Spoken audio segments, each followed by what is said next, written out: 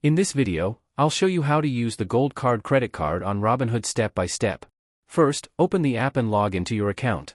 Tap your profile icon in the bottom corner, then go to Menu and look for Robinhood Gold Card.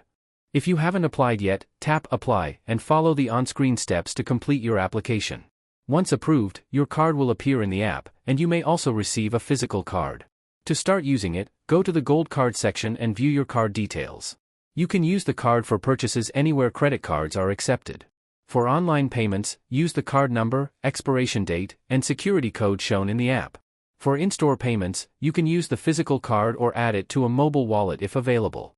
To manage your card, return to the Gold Card section where you can track transactions, check your balance, and view your available credit. You can also make payments by linking your bank account, selecting Pay Bill, entering the amount, and confirming the payment.